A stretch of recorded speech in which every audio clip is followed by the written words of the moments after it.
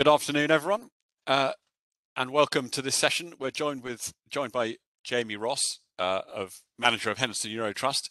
Jamie took over from the previous manager, Tim Stevenson, who'd been at the helm for over 25 years in early 2019. And so at the end of this year, Jamie will have reached 3 years as sole manager, a period that many institutional investors see as the period that needs to elapse before they'll start to consider a fund.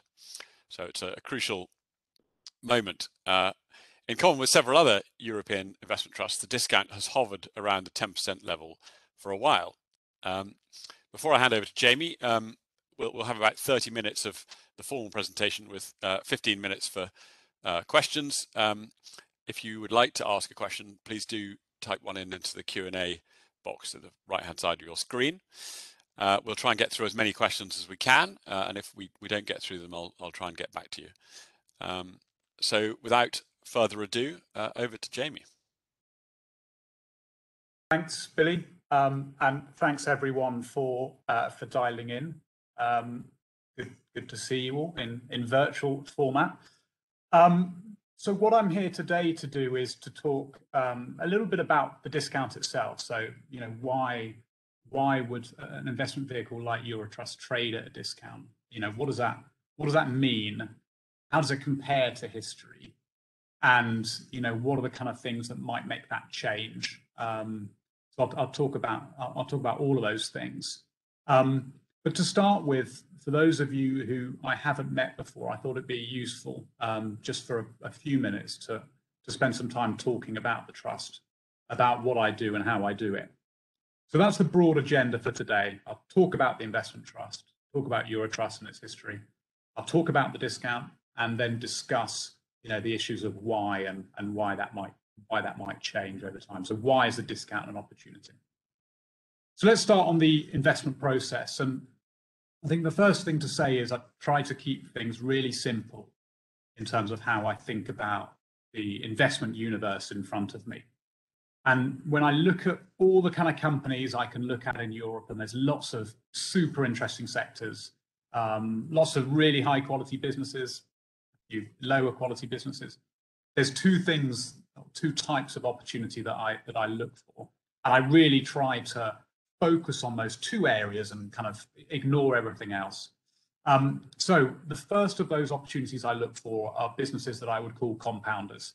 Now that's a simplistic title on purpose. It is what it is. Those are businesses that are high quality. They have a high return on invested capital, and they're businesses that. And this is the really important part of this. They're businesses that I think return on invested capital is going to stay high for much longer than the market is pricing in or assuming. That's the key point of this. It's not sufficient just to look at the European equity market, rank it by the highest return on invested capital businesses, and then buy them. In fact, I think that's probably a route to losing money pretty quickly. You have to distinguish which of those businesses will be able to maintain high returns over time. So those are compounders, and at the moment, for example, that would make up about 60% of the portfolio. So high quality businesses. The second thing I do, and the second thing I look for, is are companies that are at the moment generating a return on invested capital that might be quite low or average, but there is something about that business or something about the industry in which that business operates that suggests to me that returns are going to go up over time. And that's the important point. The returns are going up. And again, crucially, the market is not pricing it for that. So that the share price is telling me that returns are going to stay low or average. But my view is that returns are going to improve over time. And again, for simplicity's sake, I call those improvers. That part of the portfolio is has about a 40% weighting at the moment. So to summarize, those two opportunities in very brief terms. Compounders are the good businesses of today. Improvers are what I see as the good businesses of tomorrow in very simple terms. So those are the types of things that I'm looking for. When I think about the process, and I do think an investment process that is robust and repeatable is really, really important. I spend a lot of time thinking about my process and how I put it into action. I would describe that, again, within the realms of a few minutes description, I would describe it as follows.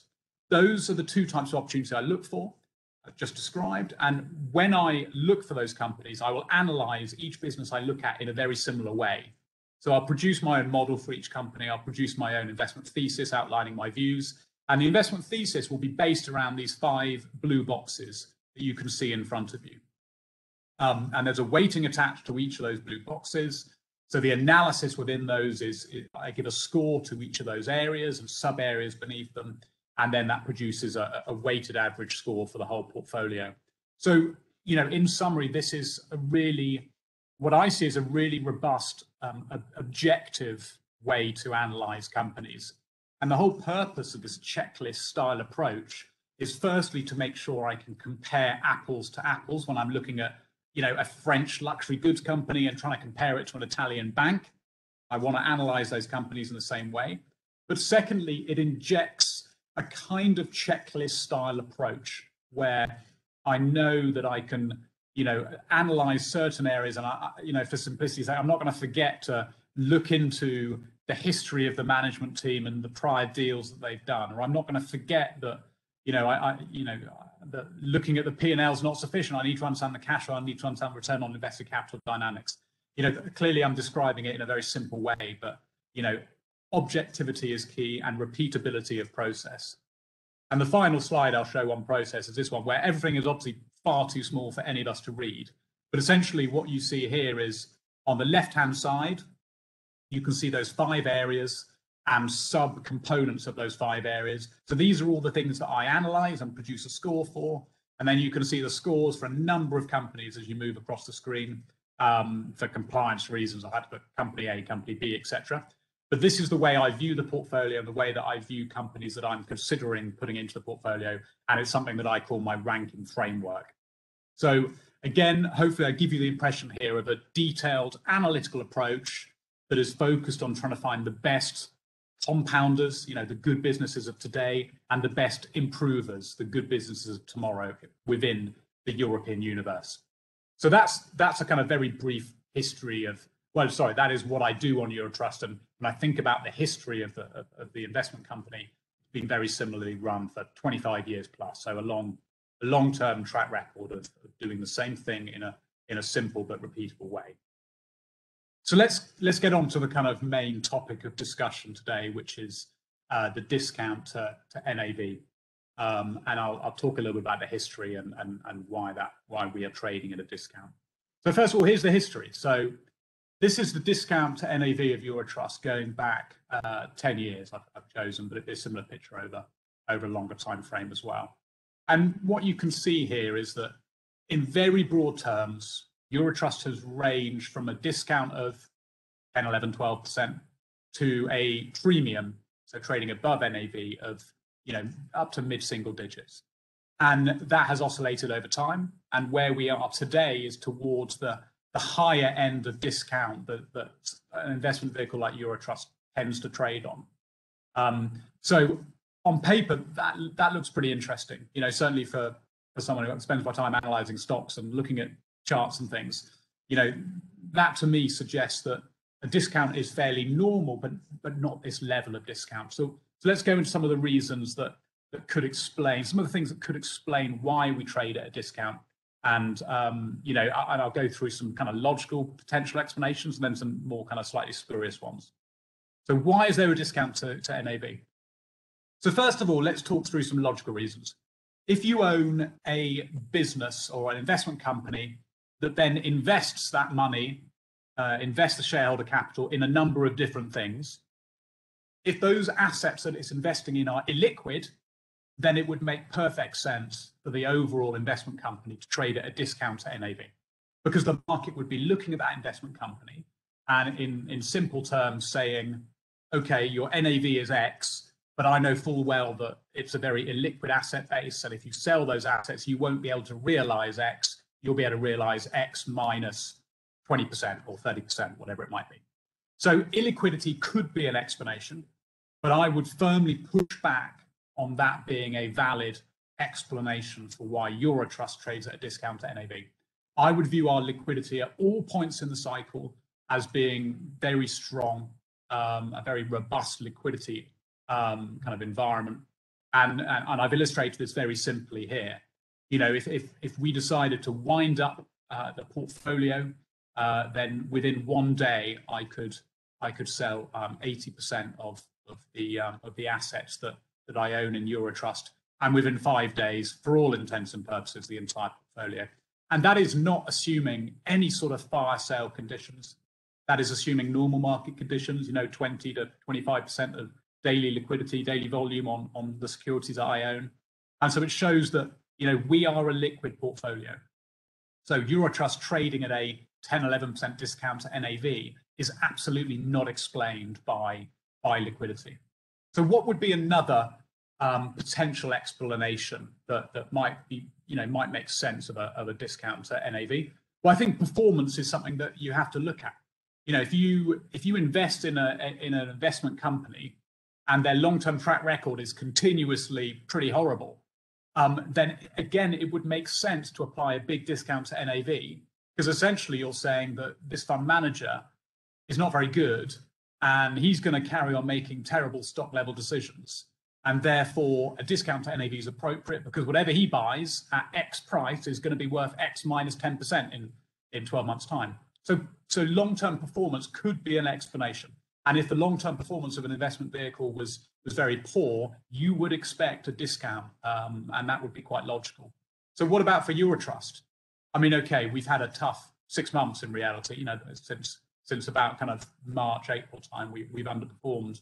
But the long-term track record is really strong, and the track record under my tenure, even including, you know, the 5 or 6 months where I've struggled more recently, is still very strong. You know, over double-digit percentages ahead of the benchmark over my tenure. And when you go to 3 years, you know, kind of 12% ahead, 5 years, 20, 10 years, 92% ahead. And we're doing the same thing that we've done throughout that period and well before it. So again, I don't think it's fair to point at performance and say that's an explanation. I don't buy that. I think that the long-term track record is strong, and the investment process behind that is strong. So liquidity, don't think that's, you know, a valid explanation. Performance, I also don't think that's a valid explanation. So what other kind of things do I hear from people? And I suppose more to do with Europe than maybe to do with EuroTrust. So first of all, what do we hear a lot of? We hear the US is a much more attractive market than Europe. Now, why do we hear that? We hear that because looking historically, you know, all of us in the investment community understand that looking at historical returns is not necessarily the best way to try and second guess future returns. But historically, the US has done quite well and done much better than Europe, certainly over the last, you know, since the global financial crisis. So people look at Europe and think, now, why would we invest there when we can invest in the US? And that's some pushback I get. And Europe has been dogged by a few things over the last decade, whether that be the sovereign debt crisis or what I'm focusing in on this slide, which is our kind of reaction to crises. You know, the central banks and monetary and fiscal authority, you know, government authorities' reaction to events that happen. And if you look post the global financial crisis, you know, in retrospect, it's almost comedy looking at some of the measures put in place by Europe when comparing it to much faster action in the US. The most obvious thing is the ECB was actually raising interest rates in 2011. You know, when you think about the context of what was going on in the world there, that is crazy in the context of rates today. You know, trying to raise rates in 2011, you know, that's a clear policy error. Whereas today we've had a much more sensible, loose approach to the crisis that we've just seen in 2020. QE, another thing where the US was miles ahead. You know, the ECB launched QE in 2015, 7 whole years after the Fed had decided it was a good idea. Again, Europe behind the curve. You know, when we look today at the response to the crisis, to the COVID crisis, I think Europe's been much, much better. And you've had, you know, emergency purchase programs going straight in. You know, 18th of March 2020, a month after, you know, COVID-19 really started to hit badly. And again, we're comparing a period of austerity, which we know didn't work, to a period of much more relaxed budget rules now. You've had the whole Eurozone crisis, you know, the sovereign debt crisis, 2012, 13, badly handled, freaked out international investors. You know, now we've got joint debt issuance, you know, very different situation. Again, the approach to the banks, I think this can be said more globally rather than specific to Europe, but, banks forced to reduce leverage post the global financial crisis, not allowed to support the economies. That deleveraging has now happened. Capital requirements are now being relaxed, so the banks can kind of help fund the recovery. Balance sheets are repaired. So all in all, there are reasons why Europe has been a bad place to invest, let's say, certainly in comparison to the US. But I think it's a better place today in many ways, and our policy actions, which this slide touches on, show that becoming a slightly more forward-thinking region that is acting faster. So that's the first thing I'd say on the US is a more attractive market kind of argument. The second thing I'd say is, again, just saying the US might be a more attractive market is historic looking. It's, US has done well, therefore people assume it might carry on doing well. But actually, if you look at, EPS growth forecasts for various regions over the next couple of years, this year and next year, it paints an interesting picture where the Eurozone looks pretty good. It looks like a region where we're going to see decent earnings growth, both this year and next year. Part of that is a cyclical recovery. Let's not hide from that. But part of it is decent, structural, high-quality growing companies. And I'll talk about some of those later. But the outlook is pretty good. Now, I'm not going to tie myself to consensus forecasts for the market, let alone do it for individual companies. But it's an interesting observation. The outlook for earnings growth in Europe, I think, looks pretty good and looks better than other regions that you might want to look at. So the third point I'll move on to, when talking about this argument of the US being more attractive than Europe. Again, let's touch on this historical bias. We have just had, and we might be not all the way through it, but we've had the decade of effectively US tech. If we all woke up as asset allocators of sorts 10 years ago and said, right, let's make one decision, let's get this decision right, and then let's go and play golf. If that decision had been to buy US tech and to buy it and own it for the next decade, then you were very right in your decision to then go and do nothing. So that was a decision that needed to be made. But that's historic. Tech valuations are much higher. Regulatory scrutiny of the tech sector is increasing. It's a much more difficult argument to make that we can see the decade of US tech becoming the 2 decades of US tech. So what could lead the next paradigm? What could lead the next big theme in the market? I would argue that there's a good chance that it's sustainability. And those that think that we're in a bubble of sustainability, I think are wrong. I think you can be skewed by looking at a few darlings of the sector whose share price has gone up a long way. Tesla, obvious example. There's a few in Europe as well. But the broad theme has not been re-rated. And the chart here really just shows that in really simple terms. I mean, let's not back away from the simplicity of this chart. But I have a strong feeling that if we are entering a decade where, importantly, where people who inherit money, so inherit control of asset pools, care more about the world, care more about environmental considerations, about social considerations, about governance considerations, they care more about where their money is invested.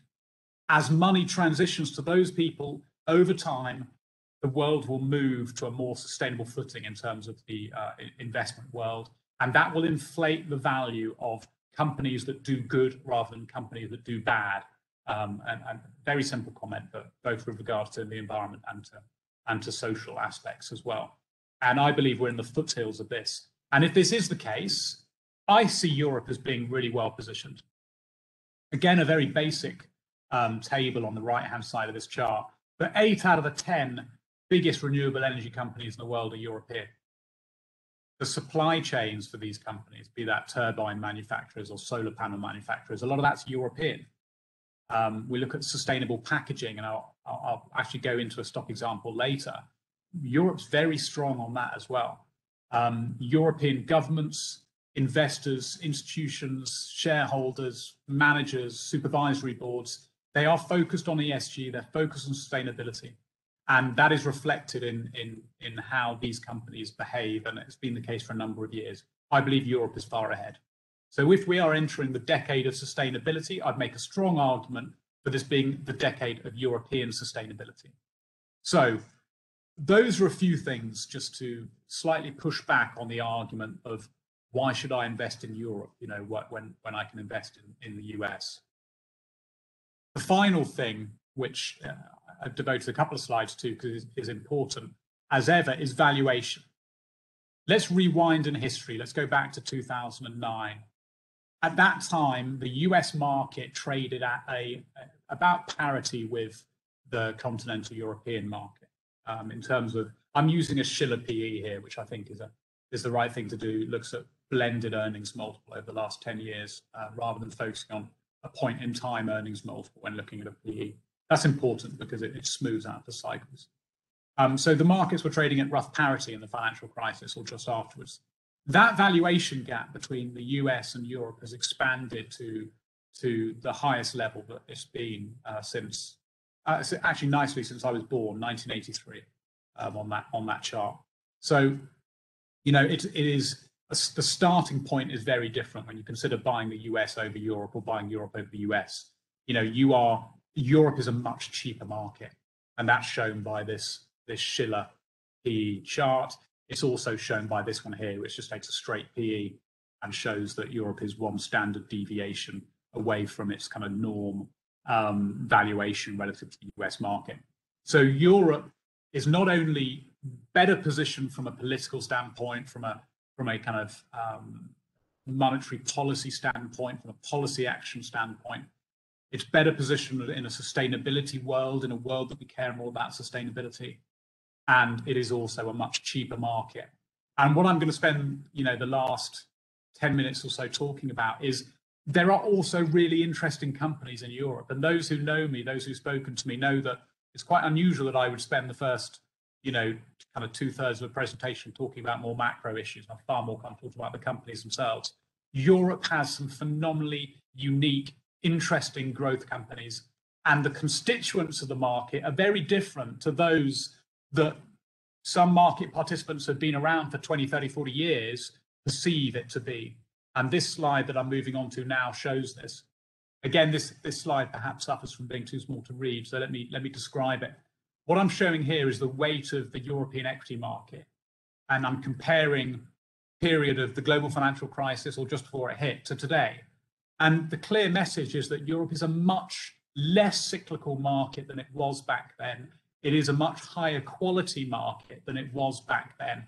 So some of those very valid pushbacks in 2007, oh, Europe's just a cyclical market, too many banks, too many oil companies, too much mining, not enough tech, not enough consumer staples, not enough healthcare. Those arguments have really been flipped on their head. And if you look at the banks weighting, for example, you know, 2007, almost 18% of Europe was banks. You know, that has halved, more than halved. Energy, similar story, you know, 11% now down at 4 something. Materials as well. Telcos, pretty low quality businesses in general, have also, their weighting has diminished. And what's that been replaced by in the index? Been replaced by aspects of technology, you know, be that semiconductors. It's been replaced by healthcare. We've got a lot more healthcare. We've got a lot more software as well. Much higher quality businesses, a lot more kind of consumer facing pharma businesses as well. I would argue that the European market is not this cyclical basket case that sometimes, you know, historical observers of equity markets would perceive. So let's get on to the stocks. So first, I'm going to talk 3 examples, and I'm going to talk 3 examples that I own, just to follow usual format that most fund managers follow. But I've tried to choose businesses that I think are truly unique. And what I've done, the 3 businesses are in kind of decreasing order of knowledge. So a lot of you will know about Novo. I'll then move on and talk about DSM, which a few less of you will know about, I think. And then I'll talk about SIG Comblibot, which even fewer of you will know about. And I'll explain why these businesses are unique. So let's go to Novo Nordisk. So this is a mega cap company, a large position for me, 190 billion market cap company. What do I really like and what makes Novo Nordisk unique is the history of the business. Novo Nordisk have been involved in diabetes care for 100 years, and they have done nothing else throughout their tenure. They started as an insulin producer in 1922, 1923, and all the way to today, insulin is still their biggest product area. And it was only in 2015 that insulin started to become a bit more commoditized. started to become an area where they couldn't earn as high a return as they had done historically, they had already, being a very forward-thinking company, had already started to think about how to transition the business, and they'd moved away into adjacent areas. But a phenomenally focused business, singular focused business. You know, one thing they do, and they do it very well, and they carry on doing it very well. And that is something that is very rare to find in a stock market. You often see businesses that have been around for a long time. They're often businesses that have completely changed over their history.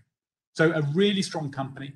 They have got a 30% share in diabetes globally. They've got a 50% share or 50+% share in GLP-1, which is a more novel way to treat, a newer way to treat blood sugar levels in diabetics. One of the great things about this business is that when they innovate properly. They spend multiple decades innovating on one particular area. They spend billions on the innovation, and they find products, and they find products that are very efficacious, and that has led to leadership positions in their specialities. Semaglutide, which is their molecule used in GLP-1, has the very nice side effect of helping people lose weight. And so Novo, and this is where we start moving into the future maybe, Novo very obviously have realized that semaglutide is helping not only to control blood sugar levels, but to help people lose weight. Then let's use it as an obesity product. Obesity is a global pandemic. You know, it's an issue across the world.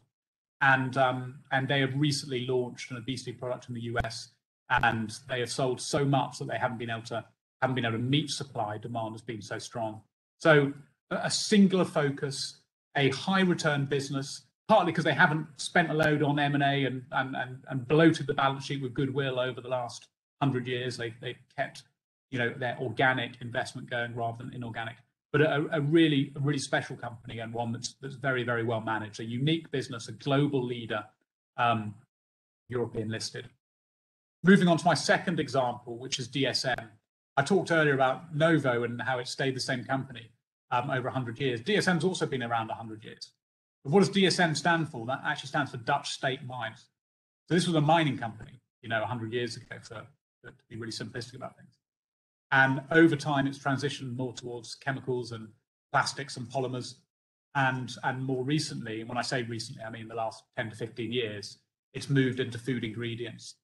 So what's the uniqueness of this company is the ability to change successfully, but also the focus it has now, and it's recently announced a strategic review of the remaining materials assets, which are now a very small percentage of profit, and it will become 100% focused food ingredients business. I love the food ingredients sector. I think it's an area of social challenge and environmental challenge across the world. You know, how do we deal with ever-growing populations and the need to feed those populations? We need better and better ways and more efficient ways of farming, you know, both to produce meat and plant-based products. DSM are at the forefront of this. Just to name maybe one product that their innovation pipeline is producing, Bovaer. This is a product that is formerly referred to as Clean Cow. It's a product that you put into the food mix of a cow, and that cow will then, over its life, when it eats this product, will produce 30 to 40% less methane. You know, the humble cow is a very bad offender when it comes to carbon emissions, and you know, DSM are really leading the charge in trying to reduce livestock carbon emissions. So what makes that company unique? It's the innovation focus and the success of their innovation and the way that they think long term, investing behind innovation with the knowledge that what you're investing behind might be 10 years until it comes to the market. So a long-term focused company, and I think another unique, fantastic company within Europe. Moving on to the final example I'll give, which is SIG Comblibok. What's unique about this company? Okay, so firstly, the economics of the business model are super attractive. So what do? They sell filler machines, and they'll sell those filler machines to the likes of a Danone or a Nestle, and then attached with that filler machine sale will be a contracted volume agreement to buy aseptic packaging off SIG Comblibok for Danone and Nestle to put their oat milk into and sell to consumers. Aseptic packaging is fantastic, not just because that business model is the classic razor blade model, very predictable, very high visibility, very strong market position. They're a global oligopoly with Tetra Pak. Not only is it attractive for that reason, but also because of the social and environmental impact this company has. Aseptic packaging is increasingly recyclable. In some parts of the world, the recycling capability needs to improve, and they're lobbying hard to achieve that. But it's a recyclable packaging solution that is far better than using plastic or using glass. And in terms of the social function, there's parts of the developing world where refrigerated supply chains just aren't in existence. And without refrigerated supply chains, aseptic packaging, enables you to supply and to distribute food that normally would need to be cooled. Think those, the way that milk, for example, is sold in the cartons. That's aseptic packaging in France, for example. Across the developing world, that is an essential part of the food supply chain. So a really unique company. You can only get access to aseptic packaging through SIG Company Block or Tetra Pak. Tetra Pak's a private company. So again, a unique company listed in Europe, very ESG focused, and the investment opportunity lies in the beauty of that business model and the sustainability focus. So I could have talked about numerous different companies in Europe, but really the message I want to get across is, I can bang my head against the wall sometimes with people's views that there aren't interesting, high quality businesses in Europe. There are, and Europe is a much more interesting place to invest than it was 10, 15 years ago, in my view. So 30-second summary just to finish off. EuroTrust, the product that I manage, hopefully a clear investment process. I think it is. Strong history of long-term returns. The discount to NAV is near the highest that it's been in the last decade. Europe is not as bad as people think. Europe is a better environment, a better place to invest than it was 10, 15 years ago. The regulatory bodies, the governments, the monetary policy, etc., has improved, policy action. The companies themselves are better, the makeup of the index is better, and sustainability is an area that Europe can excel in. There are some truly unique companies invested in Europe. It's a great place to invest. And that is all I got to say today. So thank you very much for your time. Hopefully not everything. Well, we've got a few questions, Jamie. I'm a little bit feel a little bit old, you having said you were born in 1983. But anyway, apart from that shock, your enthusiasm for the subject comes through. One question really, which is sort of possibly quite a long one, or to answer is, and I know through our discussions over the last 18 months, through the pandemic, you pivoted the portfolio quite a bit at certain stages, which has actually paid off in many times. But how much of maybe you could just describe your investment process a bit more, but also how much weighting do you apply or ascribe to valuations? Yeah, sure. Let me address that, and I'll do that by seeing if I can use the thumbnails. Hopefully you can see the slide I just put up in front of you, which the repetition is back to slide 5. So investment process and the kind of approach to valuation.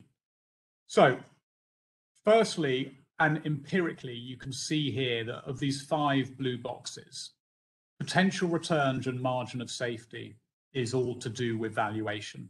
How cheap is this business? Quality and sustainability is all to do with the quality of the business and the focus on ESG. It has got nothing to do with valuation at all. So, for example, the most expensive business in the world, if I think it's the best business in the world, I'm going to score it 10 out of 10 in quality and sustainability. I don't think about valuation there at all.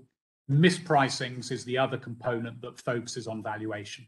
So if you take mispricings and potential returns and margin of safety and put them together, then you're getting to effectively half the portfolio. And the other half of the analysis is based on much more fundamental things, the business quality, what's likely to happen to this business over the next 12 months, what catalyst can I see for change, etc. So it is a part of what I do, but by the very nature of any time an investment approach considers anything but valuation, you will bias the portfolio towards quality, because for simplicity's sake, if you're a value investor, you care about value and nothing else. So that's 100% weighting. So the very fact that I have an even split, I suppose, between fundamental analysis and quality of business analysis and valuation shows that yes, valuation is important, but quality of business is equally important.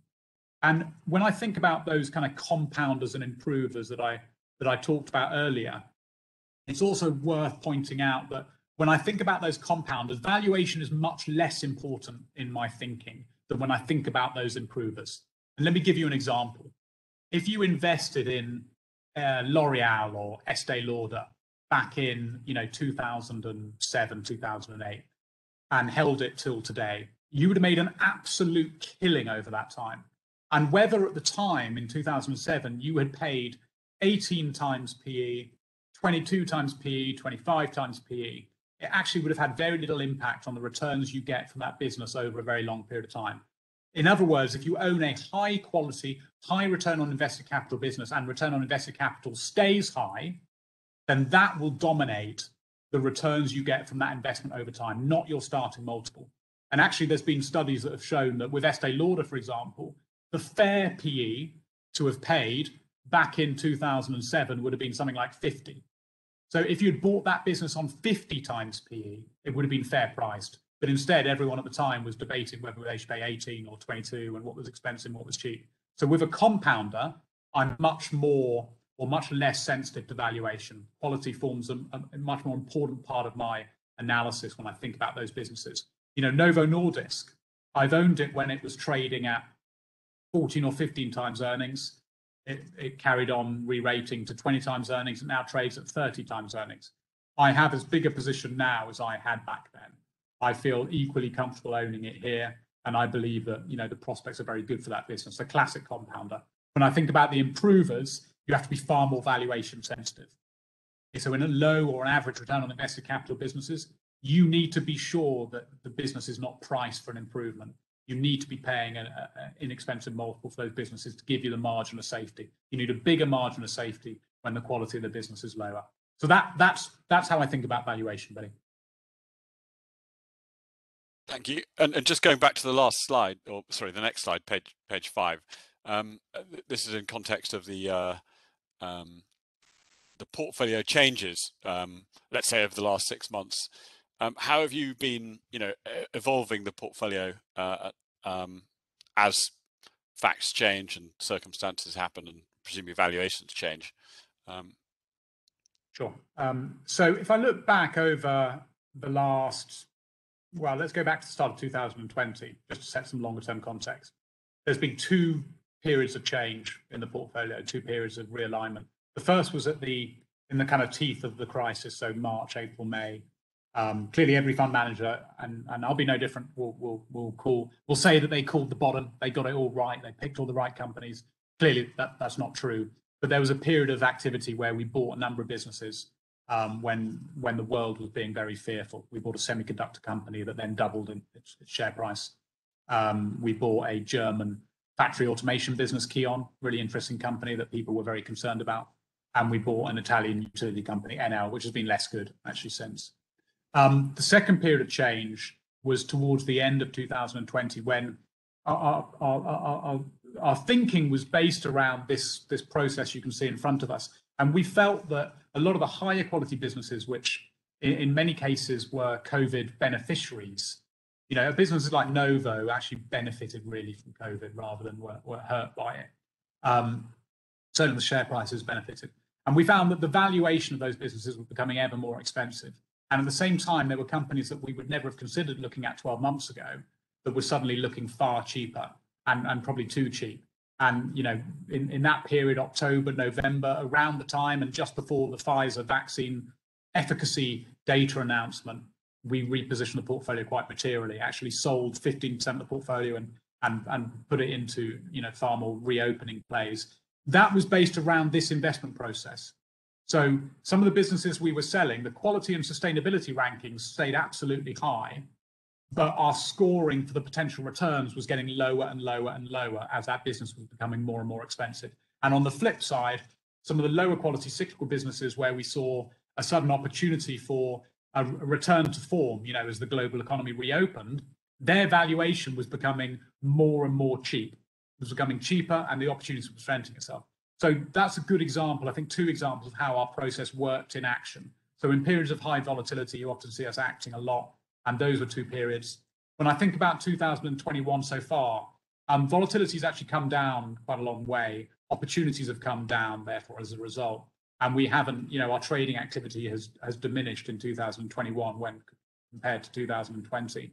And we traded far less, and not in any particular direction, to be honest. We found some companies, Stellantis is a good example, where we saw very good potential. We bought that business in January, an auto company. But since then, we've bought Adidas, we've bought some consumer goods companies, and we've added to pharma businesses. So there's been a real, no clear trend in what we've done this year. It's been much more stock specific. Thank you. And is there a you mentioned earlier in the presentation that you've had a sort of, performance has been slightly behind the benchmark. Is there anything in particular that's caused that? Yeah, I think the issue we've had is we remain growth biased, and that will always remain the case. But we're definitely less growth biased than we have been historically, owing to those changes we made in October, November. And that actually served the portfolio very well in Q4 and in Q1. But what you've seen since then is growth doing pretty well. So, growth in general has done well, and we're less exposed to growth than we have been historically. So we're not as natural a beneficiary of that trend this year. And that's, that's a mistake in positioning, I suppose, so to speak. The other issue we've had is within our growth exposures, we've had quite a lot of exposure to gaming. It's not gambling. This is gaming. This is, computer games, both in PC format and mobile gaming.